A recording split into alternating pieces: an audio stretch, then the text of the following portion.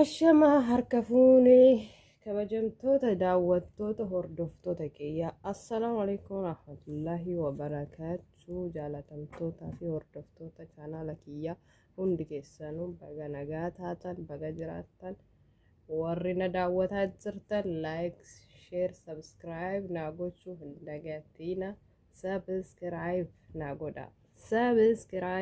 godha እና ነጀጀቤሳ ኮመንት ላይክ ሼር naa gochuudhaan na bira dhadhaabadhaa isinin jedha akkasumas waan jireenya kiyya keessaa waan tokko isinii qooduuf asirratti dhufee jechuudha.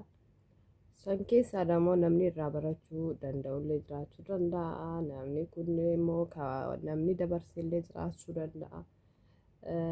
Waa hundaafuu mee jireenya kiyya keessaa waan xiqqoo isiniif qooduuf asirratti dhufee jechuudha. Innaa maal inni sunis yoo ka jettan taate jireenya namaa keessatti namni waa baay'ee ni dabarsa. Waan dabarsin hin jiru. Innaa garuu gizee baay'ee of gaafadha. Maal of gaafatte yoo kanaan jettan taate ati eenyu of jedhee ofuma kana gaafadha jechuudha. Waan barbaadu tokko yookaan waan gochuu qabu tokko hin godhamu hin godhu jedhee of gaafadha jechuudha. Ofitti amanamummaa wanni jedhamu tokko jechuudha. Namni tokko yoo ofitti amanamummaa ka qabaatu taate waan barbaade gochuu ni danda'a jedhee amana jechuudha. Garuu namni tokko ofitti amanamummaa hin qabaanne jechuudha. Sodaa yookaan waan kana hin godhu waan kana gochuu hin danda'u jedhee yoo sammuu isaatiitti ka himu taate gochuullee hin danda'u jechuudha. Waan san jechuudha. Waan gochuu barbaadu san gochuu hin danda'u. Garuu namni tokko bakka waan san nin godhaa jedhee waan hin dandeenye tokkoyyuu nin godha jedhee of amansiisee bakka sammuu isaa kan reediyoo godhe waan san gochuu hin danda'a jechuudha. Waan akkasitti namni ofitti amanamummaa qabaachuun dirqama ta'a jechuudha. Ilma namaa keessatti dirqama ofitti amanamummaa jechuudha. Waan tokko nin godha jettee kaateet yoo ofitti amanamummaa hin qabaatiin waan san hin gootu jechuudha. Sigalee waan akkas ta'eef ofitti amanamummaan barbaachisaa guddaadha. Akka kiyyatti amanee akkas jedhee amana. An dhalattu magaalaa Asallaatti dhaladhe guddadhe. Naa biyya amma keessa jiraadhu ደግሞ biyya Arabaati. Biyya Arabaa jechuudha. Biyya Arabaa keessa magaalaa Qatar jiraadha. Qatar keessa Duhaa bakka jedhamtu yookaan garuu Duhaa miti. Bakki an jiraadhu jechuudha. Magaalaa Duhaa keessa jechuudha. Magaalaa Duhaadha. Sobee na fakkaate. Magaalaa Raayyaan jedhamti. Magaalaa xiqqoodha. Magaalaa Raayyaan jedhamti Qatar keessa jechuudha. Achiin dalaga. Biyya Arabaa hunda deemuu eegalee waggaa 8 laakka'ee jira. Saawudii deemee jira. Dubaay deemee jira. Qatar deemee jira. Beirut deemee jira. Yaani biyya 4 deeme. Biyya 4 kana keessa deemee garuu of ta'ee jiraadhee hin beeku. Gizee hundaa bakka sodaa yookaan immoo waan nin godha jedhee ofitti amanu beekte waan kana nin godhamoo hin godhu jedhee gaafadha. Gizee baay'ee gizee san ijoollummallee waan natti jirtuuf natti fakkaate baay'eetti teenshin godhu maallaqa kanarratti. Baay'ee yaani fudhatama hin qabu jechuun maallaqa irratti sirriitti hin yaaddawu. Innaa sa'a sanitti biyya Arabaa deemee ture. Dubaay gizee awwalaatiif jalqaba Dubaay deeme. Dubaay sa'a sanitti birrii meeqa namaa kafalanii birrii 500. Birrii 500 raayyaa biyya isaaniitiin birrii 500 namaa kafalan. Innaa hoggaa tokkoo fi wayii dalage. Hoggaa 2 dalagee biyya gale. Sa'a sanitti maallaqallee baay'ee hin qabu. ያው ከዛ በውሸታም ነኝ ምንም ላወራ አይደለም ነንሶቤ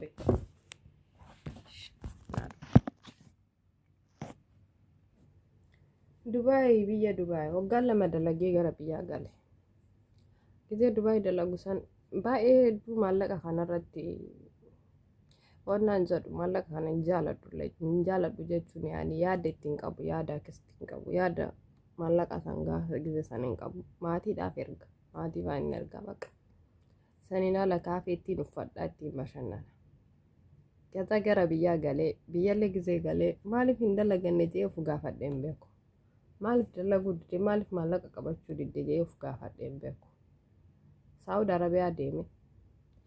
Arabiyaa illee deemee waggaa 2 dalagee waggaa tokko akka dalageen baqa mucaa hiriyaa kiyya tokko wajjin wal barre kazaa si fuudha jee walitti dabalamne na fuudhee kazaan waliin teennee waggaa 2 fixnee gaafa jennu gaafa waggaa 2 fixnu gara biyyaa deemne biyyaan gallee biyyallee waliin jiraataa turre gara waggaa 2 wayi mana biyya jiraanne kazaan daa'ima takka argadhee alhamdulillah daa'ima takka argadhee yoo jedhu ka baqa jireenya kanallee xiqqoo waan keessa jireenya biyya kennan ni beeytanii isin hundinuu jechuudha jiraachuu jalqabe daa'ima gaafa argadhee jiru dammoo jireenya natti qaalee jedhaan biyyaa ba'uuf murteessee jechuudha kazaan daa'ima tiyya maazarii haadha tiyyatti kennee biyyaa ba'ee jechuudha Beerut magaalaa Beerut jedhamtu takka deeme Libnaan jechuudha waggaa 3 dalage Libnaan sa'a sanitti jaarsa kiyyaa biyya jira maallaqa jaarsa kiyyaa fi ergaa kaafee dammoo seef buukii keessa hin kaa'adha kaaniin immoo isaan waa godhi hin jedhaani osoma akkas jiru baqa waggaa 2 fixee gara biyyaa gale waggaa 2 fixee gaafa gara biyyaa galu maallaqa gahaa hin qabu maallaqni Beerut xiqqaadha waan ta'eef maallaqa gahaan hin jiru waan itti dalagattu hin qabdu akkas ta'ee baqa ammallee deebi'ee biyyuma sanitti deebi'ee jechuudha biyyuma sanitti deebi'ee waggaa 2 dalage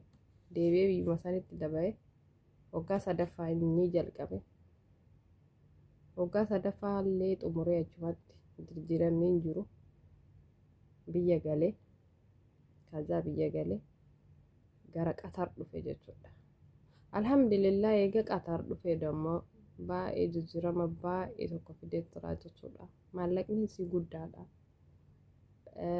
maallaqa kana jaarsa kiyyaaf illee hin kennu maatiif illee hin kennu waan hin godha jeesan ittiin godhadha malee maatii dabarsee hin kennu yookaan immoo jaarsa kiyyaa dabarsee hin kennu garuu duraan gizee baay'ee namumaaf kenna malee guyyaa tokko akkana ittiin godhadha yookaan guyyaa tokko akkana godha gaafa galee akkana godha jedhee yaadeen beeku maaliif yaadu baqa isaan irratti waan hirkadhee jiruuf jechuudha isaan tuna jiraachisa jedhee waan ofitti amanuuf isaanuma irratti waan hirkadhuuf an hin godha waan kana hin godha wanna jedhuuf san sammuu kiyya keessa hin jiru jechuudha waan san ta'eef maallaqa qabadhee hin beeku gizee hundaa isaanumaaf kenna jechuudha jaarsa kiyyaaf illee hin ergaaf maatii illee hin ergaaf yaani jechuun baqa maatii biratti illee birrii hin kaadhaa jaarsa kiyya biratti illee hin kaadhaa garuu jaarsi kiyya illee wallaa waa takka illee ittiin hin goone ka maatii kiyya bira jiru maatiin kiyya akkasumatti naa kaa'ane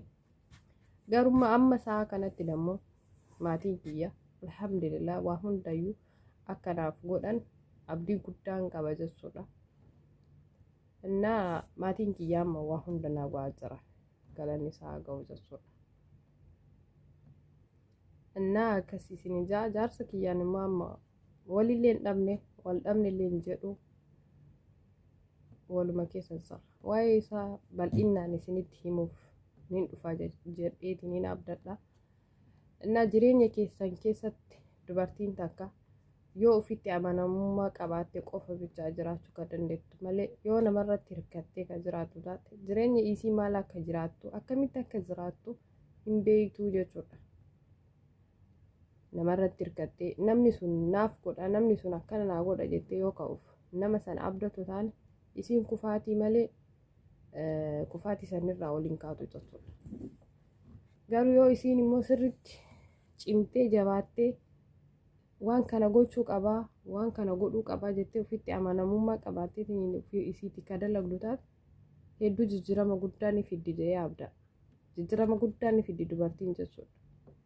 Innaa waan akkas ta'eef warroota dubartootaaf gizee baay'ee maal jedhaani ofitti amanamummaa ta'a. Akka kiyyaa hin ta'inaa. Innaa ofitti amanamummaa ta'e ani haga ofitti amanamummaa qabaadhee ofitti amanee waan kana gochuu qabaa kophaa kiyyatti waan kana nin dalagaa jedhe lawxii hedduu arge jechuudha. Jijjiirama baay'ee jijjiirama guddaa tokko agarsiisee jira jechuudha. Maaliif namarratti hirkadhee hin deemu jechuudha. Ebaltu naa go'a hin jedhu anatu godha anatu hojjedha jedheetiin ofitti waan amanuuf karaa saniin yoo ka deemu taate karaa saniin waan deemeef jijjiirama guddaa fidee jira jedheetiin abdadha. Kana boodallee akka jijjiirama guddaa fidoo abdiin guddaan qabaa jechuudha. Innaa waan akkas ta'eef isin warri dubartoota cimtuu ta'uu qabdanii ofii keessanii buukii qabaachuu qabdanii ofii keessanii lafa bitachuu qabdanii maqaa keessanii ofii keessanii mana ijaarachuu qabdanii ofii keessanii suuqii banachuu qabdanii ofii keessanii uffata keessan bitachuu qabdanii ofii keessan waan feetan bitatu waan feetan gochuu qabaachuu danda'uu qabdanii ja'a danda'uu qabdan. Yoo san hin taane jechuudha yoo namarratti hirkattanii nama santu naa ijaara nama santu naa bita nama santu akka naa go'a yoo jettan isin kufaatii malee waan jijjiirama fiddan wayitu hin jiru jechuudha. Waan akkas ta'eef bal'inaan immoo waa baay'ee wanni haasofnu ni jira jechuudha. Jireenya kiyya keessatti hedduu waan dabarse waan baay'ee waan qabuuf isiniif qooduuf abdii guddaadhaan dhufee jira jechuudha. Jireenya kiyya keessatti waan dabarseef jechuudha.